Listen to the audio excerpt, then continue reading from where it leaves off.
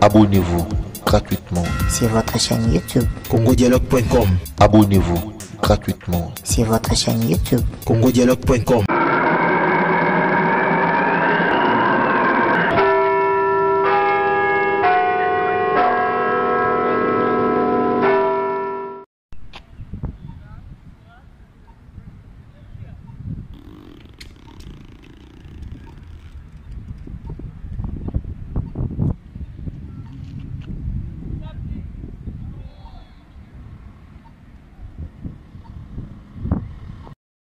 Chers abonnés de Congo Dialogue, salut Nabino, Mboka, Imboka, to sepele mi kozana bino ndenge bomoni, tozana kati ya ville ya Cape Town, Afrique du Sud.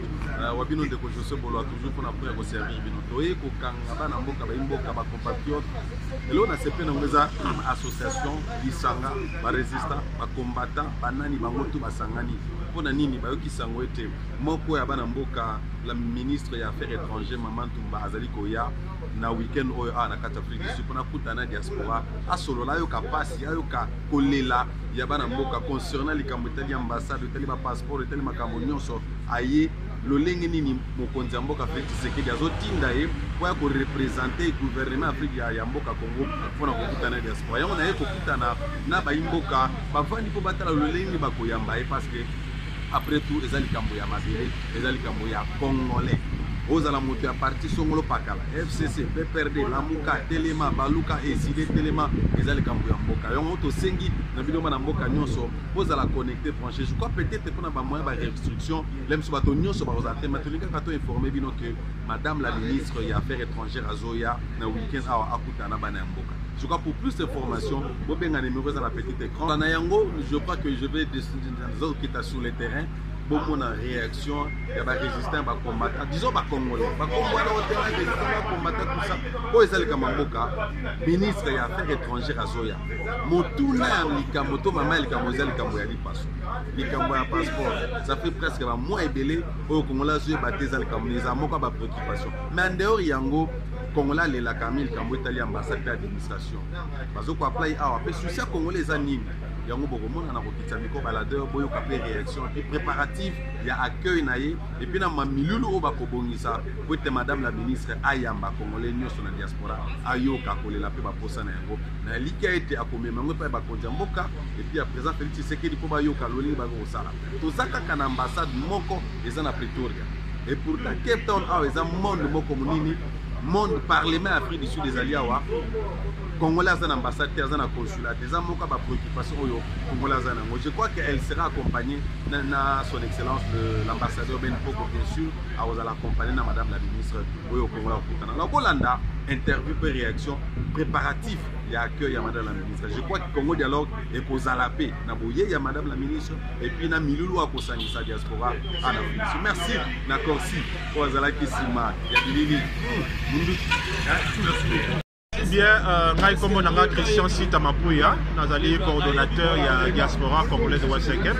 Nous allons structure communautaire, nous allons à Cape Town Awa, à Bundelambo, à Kati, à Patriote, à Kati, à Congolais, et à toutes les grandes bases de la mission ensemble. Ce qui est le lot de Sanganaki a une occasion, il y a venu, il y a madame la ministre des Affaires étrangères, Marie Tumba Nzenza, à Zokoya, en Afrique du Sud. Pour la Moussala. Alors, le col à Moussala a cette là qui a coûté une communauté. Tu penses qu'il y a une communauté, bande de Kobabima qui bayaki, tu sololi, tu bon ici déjà, Malobani, tu kochana, Mukana, tu bengi memo, ou tu kopé ça y est, et puis tu as que Bongisa, vous allez rencontre. Parce que Congolais, non seulement ce qu'on peut si Mukana, il faut à solo là directement, dans le ministre Naye. Azala free, azala polele, azona ba problème au nyonso, ba Congolais de toute façon Libanda a toujours connaître spécialement dans l'Afrique du Sud, dans la ville de Cape Town. Voilà, essentiel, il y a raison tout ça qui a. Ok, moi, le gouvernement, ou azo tinda élément na bango tomusi. Mais travailleuse na bango, est-ce qu'il y a un mot que vous pouvez leur donner? Oui, pour le gouvernement République démocratique du Congo, nous avons aussi un bango qui est toujours à l'écoute du peuple.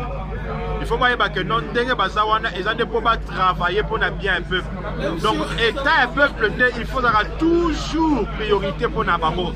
Dengue toka qui président Félix Tshisekedi qui était salut un peuple déjà la loi suprême. Donc, si le ministre Zakoya Awa a tchana mutuna que non intérêt bien bien-être. Il y a peuple congolais pour prouver à des fois au-dessus il y a ma communion au Bango Bazakosa. Donc le gouvernement a sa priorité le peuple congolais. Et vous mobilisez la population comment diaspora Bazaliawa Bazala vraiment beaucoup de la ministre. Tu crois que des autres vos alatés, tous vos alatés. Oui, parce que moi j'ai bimé le col à bino ma congolais on a pas résistant pas combattant pour être ministre. Bon bah tu vas comprendre des évolutions selon ma phase. Tout à l'heure qui n'attend oh oui, tout à l'heure qui contre le gouvernement de la Congo. Pour l'instant, Congolais, Azaf, n'a ouvert, Alinga, il y a un ministre, on a ouvert, des gens de Kozalate, Bitoumé Kozalate, il y a des gens qui savent que nos peuples sont attentifs. Peuple baye ba ke bango ne bazana pouvoir. Peuple a koyo contre la musique ate ya gouvernement. Fa ba ke non bazana pouvoir ko contrôler ba fena ba geste ya ministre za koya. Pour peuple efani libanda, ministre za kotala bango ne ministre za koya. Le peuple wana il faut baye ba ke non ba posa na bango ba problème nyonso qu'ils ont, il faut ekoma na ministre, pe ministre faut appeler ça priorité parce que bango ne baza peuple baza ba détenteur ya pouvoir. Merci beaucoup de votre question. C'est moi qui vous remercie. Voilà, c'était juste rencontre à huis clos à propos des préparatifs. Oui, je suis pasteur Bita, Mwanza. Ici, je veux plus intervenir dans le cadre de la communauté congolaise. On nous a appris qu'il y a le ministre qui vient ici demain, des affaires étrangères. Je suis aussi dans le business. J'ai une école ici, un centre d'anglais informatique pendant beaucoup d'années, 10 ans. Et c'est dans un cadre purement pareil que je suis venu. On est congolais, on vient de quelque part, bien qu'on fait les affaires ailleurs. On doit aussi présenter, voilà, il y a beaucoup de familles qui envoient les enfants en Afrique du Sud pour étudier et faire des formations. Ils ne savent pas comment se renseigner, faire les choix à l'université, s'enregistrer, faire l'évaluation des documents et beaucoup d'autres démarches qui sont voulues chercher pour s'enrôler ici. Alors c'est ainsi que nous sommes venus pour voir comment est-ce que le gouvernement central chez nous peut collaborer avec nous qui sommes établis ici avec les affaires comme les écoles, de sorte que les Congolais, avant même de quitter le Congo, ils savent qu'ils ont leurs frères qui ont des écoles ici, bien que les affaires ici, et de sorte qu'ils soient orientés vers nous. On peut aussi les assister parce qu'en faisant cela, nous préparons le Congo du demain en encadrant la jeunesse. C'est ce qui m'a plus attiré pour être ici. Et je pense que ça sera un plaisir pour nous de recevoir le ministre des Affaires étrangères demain. Vraiment. Un mot au gouvernement de Fachi qui envoie un de travailleurs ici pour parler, rencontrer la diaspora. Oui, c'est toujours à encourager. Je peux aussi peut-être comprendre ça dans le sens de concertation parce que nous sommes loin, on ne saura pas aller aussi parler des points que nous avons en tant que Congolais. On est pasteur, on est serviteur de Dieu, on est dans le business, mais on est Congolais à la fin de toutes choses. Et c'est aussi vraiment une oreille prolongée du président de la République, de sorte qu'il puisse aussi nous écouter même de loin. C'est vraiment une bonne initiative, quelque chose à encourager. On est content qu'il ait envoyé quelqu'un à Cape Town. On n'a pas vu ça pendant longtemps. C'est ici qu'on est venu pour savourer l'idée et voir comment est-ce qu'on peut accueillir le ministre qui vient demain. Ok, merci beaucoup Lombe. Merci beaucoup papa Josué.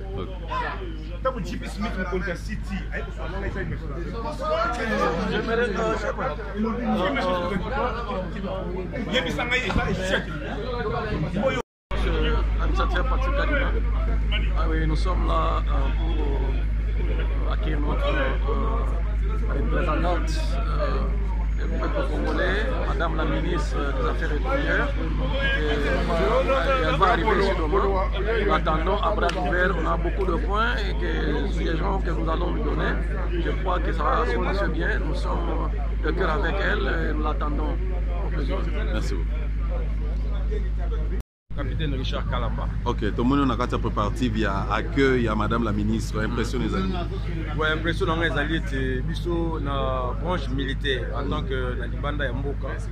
Nous avons des officiers où ils ont des valeurs morales, intellectuelles, au Bazali, pour nous qui négocient les Mboka. Alors, nous avons besoin que la Madame la ministre, tant arrivée naïe, tout faire part n'a pas besoin en tant que des militaires. Parce que nous voyons notre pays toujours bouleversé par des guerres par-ci par-là, par des groupes armés. c'est parce qu'il y avait une injustice quelconque. Maintenant que l'état de droit s'impose, le gouvernement reconnaisse notre force. Parce qu'il y a ce qu'on appelle maintenant la fuite des cerveaux. Il y a des officiers militaires éparpillés par-ci par-là. Et aujourd'hui, le gouvernement a mis presque sous le salaire pour nous reformer des nouveaux officiers. Tant qu'il y a des officiers capables et compétents, nous sommes là et nous sommes prêts à rentrer au pays pour nous conserver notre pays. C'est ça notre besoin. Ok, donc attendre nos pères autant beaucoup de ministre, Madame la ministre, en tout cas, nous avons besoin que Madame la ministre a fait part de la situation à Bisso na Mboka. Nous avons surtout là pas qu'il n'a été trop pour la école. Le profiter Bisso peut profiter de ça. Alors notre souci majeur est de rentrer chez nous à la maison et puis retourner dans le rang militaire, récupérer nos fonctions et nos grades militaires. Merci beaucoup, mon Mboka. Merci. Merci. Ça, pour les SADC,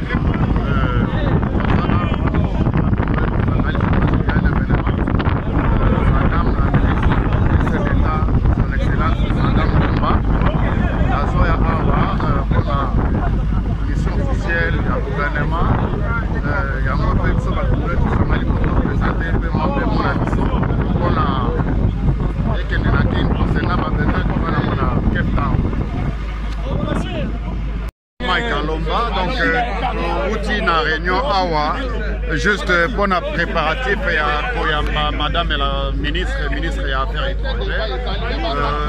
Aïe, dans les délégations d'avance, comme tout Congolais qui est avisé, le président OEA, c'est le président sud-africain, c'est Ramaphosa. Mandat il y a 2 ans et aussi là. Le président Fachi a relève en 2021. Par conséquent, vous allez déjà faciliter le processus administratif. Et à part ça, d'ici là, vous avez prestation de serment, il y a 3 juges à cour constitutionnelle.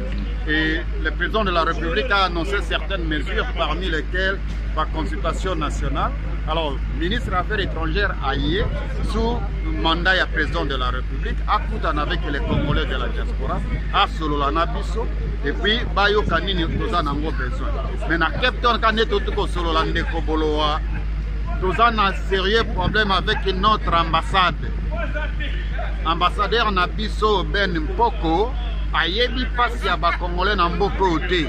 Soki régime ya Joseph Kabila et Sili et l'Okonine ici la tête depuis 2000. A yebi réalité ya vie ya ba Congolais à l'étranger. Les passeports les plus chers na Pretoria Primo Susu, na Cape Town Primo Susu. C'est-à-dire on a besoin d'un consulat honoraire dans Mboka. On a besoin d'un consulat général aux Zali dans poche à l'État. Mais vous souhaitez quand même la bienvenue à Madame la ministre, bienvenue à Cape Town. Le peuple congolais de la diaspora de Cape Town est à temps, 2 bras ouverts. Tozo Zelayo, maman. Maman, Tozo Zelayo, Bana Bazo Zelayo. Vraiment, bienvenue. Bon. En tout cas, bonjour, bonsoir. C'est que je l'ai non, malade, vraiment, en tout cas. Bon, tous les ans, nous sommes bienvenus. Dans maman, la vice-ministre des Affaires étrangères. Moi, quand la bino conseil m'en arrive, il est bien chané, c'est le personne qui nous sommes en Congo Dialogue, pour mon Congo Dialogue, nous sommes heureux de ça, nous information de Rosalana pour contenir tout, arriver à être de soins dans les camarades. Ben pour qu'on ait un visa, passeport, donc pour éviter les isolés. On a besoin de ce changement par rapport à Ndenge Fachazo Milambo Kanae. Pour ce que nous on arrivé à ministre des Affaires étrangères Nan. Et ça lui dit bien parce que Banda to Banda. Non, tout le monde n'a ministre des Affaires étrangères dans beaucoup. Donc la première fois. Première fois. À cause de Fachi. Non, à cause de Fachi. Merci vraiment. One, two, three.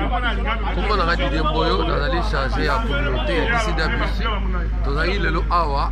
On a pour Solola, madame la ministre, il y a un diaspora, surtout les Congolais, tout ensemble, tout le raisonné. Il y a un cas où tous les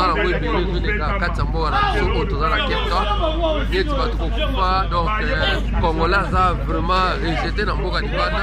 Il y a madame la ministre, il y a des difficultés dans Mboka Dibanda. parce que Congolais a rejeté, Congolais a Congolais c'est comme si l'administration il y a Congo travaillé, c'est comme si tout dans l'état T. Il y a autre senga même na bakonzi mboka kuna bango nde batana likambo ya ba diaspora batana kambo ya babosa biso to bundi mingi pona mboka wala to na posa et que Congolais libanda azarape libre so akufi bemene zonga et puis to za na muto akolandela ba Congolais libanda po to za na muto akolandela biso. Merci.